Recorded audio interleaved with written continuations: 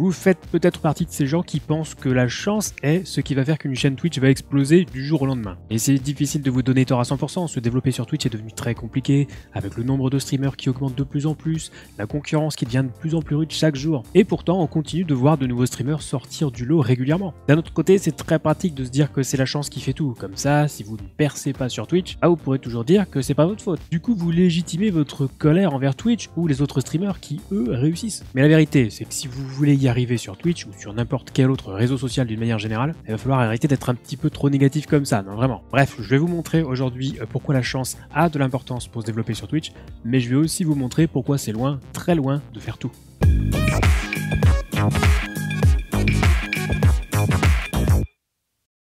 Hello YouTube, c'est Tom, streamer sur Twitch depuis plus de 3 ans et sur YouTube depuis 1 an. Oui déjà, ça filoche hein. Alors avant de démarrer et de voir si oui ou non la chance est un élément important pour la réussite sur Twitch, je vais remercier le sponsor de cette vidéo qui est Owned. Vous connaissez bien ce site, mais Owned a également créé un plugin pour OBS Studio, Owned Pro, que vous pouvez installer en quelques clics et qui vous donne accès à plein de fonctionnalités supplémentaires moyennant un abonnement mensuel. Plein de fonctionnalités que j'ai d'ailleurs détaillées dans une vidéo précédente qui n'était pas sponsorisée d'ailleurs, curieusement. Bref, les abonnements démarrent à 11 € par mois, c'est dégressif si vous prenez à l'année, et surtout avec ça vous avez accès à tous les thèmes et overlays de votre choix, des centaines d'alertes, vous pouvez tous les tester. Je vous l'avais déjà annoncé en live, mais les overlays sont désormais disponibles en français, donc si ça vous intéresse, je vous laisserai mon lien affilié dans la description juste en dessous, et aussi un lien vers la vidéo pour tout savoir sur le plugin Owned Pro. Donc, retour au sujet.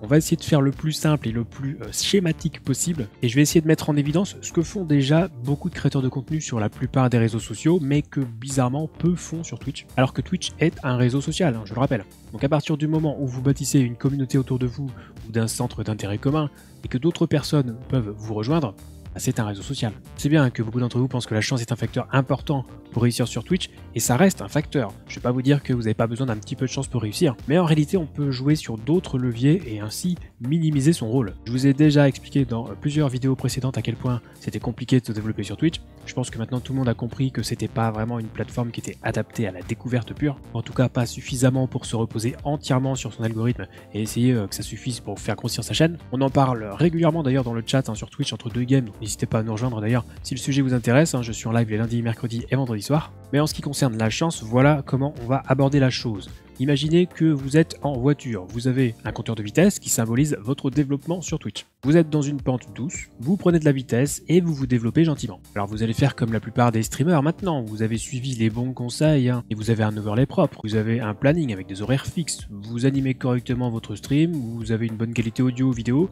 vous faites tout pour améliorer l'aérodynamique et atteindre la vitesse max. Mais tout ce sur quoi vous ne pouvez pas agir, c'est symbolisé par la chance qui va faire donc tout le reste. Est-ce que vous aurez le vent dans le dos? Est-ce que la pente va devenir un peu plus forte? Ça correspond à quoi? En fait, par exemple, recevoir un host d'un gros streamer, parce que forcément, vous pensez que ça va vous aider, ou vous faire recommander sur la page d'accueil Twitch, par exemple, tout ça, ça fait partie de la chance. Mais plus vous ajoutez d'éléments aérodynamiques, et moins vous aurez besoin de la chance pour vous développer, et surtout, vous aurez le contrôle sur votre développement. Mais ce que beaucoup oublient, c'est que vous avez un deuxième compteur, un second compteur, qui est le régime moteur. Parce que oui, vous avez un moteur. Le compteur, il sert à ce que les gens vous trouvent, vous découvrent, alors que le compteur de vitesse, il sert à ce que les gens vous suivent. Ce que vous avez appris via les multiples conseils que vous trouvez sur cette chaîne, ou plus globalement sur YouTube, ça sert à ça, à ce que les gens vous suivent. Mais la plupart du temps, donc on oublie du coup l'autre compteur, certains ne savent même pas qu'il existe d'ailleurs, ils continuent d'attendre que le vent les pousse, mais c'est pourtant le plus important. Les horaires de stream, le choix des jeux à streamer, la qualité technique de votre live, tout ça, ça va augmenter un petit peu votre vitesse et inciter les gens à vous suivre.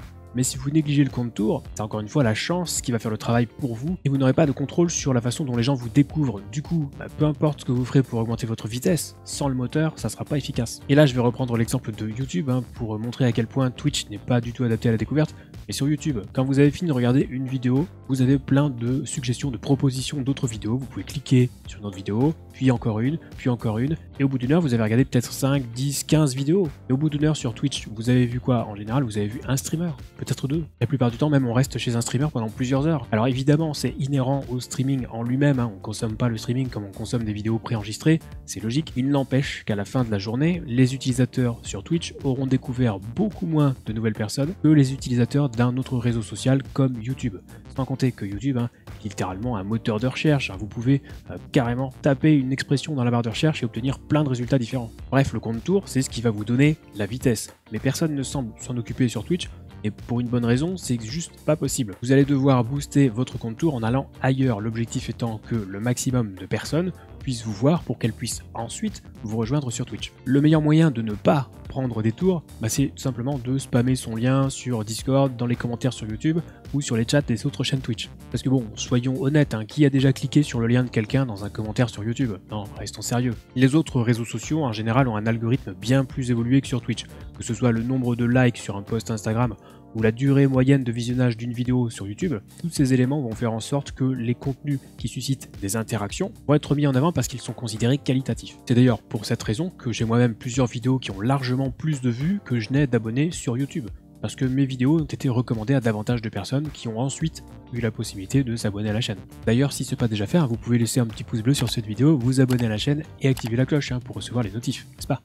Donc la meilleure chose à faire pour faire grimper votre compte tour et donc pour vous faire découvrir, c'est de créer du contenu sur d'autres plateformes. Du contenu qui vous ressemble, mais du contenu original, unique, entièrement dédié à cette nouvelle plateforme. Donc on le répète, mais ouvrir une chaîne YouTube pour mettre les rediffusions de vos lives Twitch, c'est pas de la création de contenu original, ça n'a pas d'intérêt. Il faut être créatif et c'est du travail. Vous n'avez pas forcément besoin d'un talent extraordinaire, ça peut être simplement une idée à laquelle personne n'a encore pensé ou reprendre une idée déjà existante mais en y apportant votre expertise et donc une certaine plus-value. Et il y a une autre raison pour laquelle créer du contenu sur d'autres plateformes est intéressant pour se développer sur Twitch et vous le constaterez dès que vous aurez commencé d'ailleurs à créer du contenu ailleurs, mais vous n'aurez plus besoin d'être en live pour que les gens vous trouvent. Que le contenu que vous aurez créé sur les autres plateformes fera le travail pour vous et il sera en ligne 24 heures sur 24, 7 jours sur 7. Un petit exemple, sur la première semaine de février 2021, donc si on cumule tous les jours où j'ai pas été en live sur Twitch, j'ai gagné 45 nouveaux followers. J'ai quasiment atteint le critère des 50 followers pour devenir affilié Twitch. Le tout sans rien faire puisque c'est mon contenu sur YouTube qui a travaillé pour moi. Donc créez du contenu autour d'un sujet que vous maîtrisez ou qui vous passionne, ou les deux. Mais n'attendez plus parce que chaque jour qui passe, c'est un nouveau streamer qui a compris l'intérêt des réseaux sociaux et qui passera devant vous parce qu'il ira plus vite. Ça c'est quelque chose que les créateurs de contenu ont normalement parfaitement compris, il faut se diversifier, tout en respectant bien sûr les codes et les formats de chaque plateforme. Vous pouvez d'ailleurs choisir un réseau en fonction de son format justement, mais personnellement ce que je vous conseille c'est de vous intéresser vraiment à YouTube. Je le rappelle, mais c'est aussi un moteur de recherche et c'est à mon sens la plateforme la plus adaptée pour du contenu en rapport avec le streaming. Ce n'est que mon avis, évidemment, mais je le partage. En vous diversifiant, vous toucherez davantage de personnes, et c'est le secret d'une carrière dans la création de contenu. Si vous cherchez des personnes pour des projets ou que vous avez des questions concernant le streaming, d'ailleurs, vous pouvez rejoindre le Discord communautaire Zero Absolute Gaming, qui compte désormais plus de 1500 membres, prêts à partager leur expérience avec vous. Donc pour résumer, si vous voulez vous développer sur Twitch, vous n'avez pas forcément besoin d'être le plus rapide, vous devez juste faire en sorte d'aller un petit peu plus vite que les autres streamers. C'est difficile de réussir sur Twitch, mais si ça l'est pour vous, dites-vous bien que ça l'est aussi pour les autres. Donc si vous pouvez faire en sorte de booster votre compte tour pour gagner un petit peu de vitesse, ne vous privez pas, mettez votre clignotant et doublez les autres. Allez, sur ce, c'est la fin de cette vidéo. On se retrouve très vite pour la prochaine et d'ici là, on stream.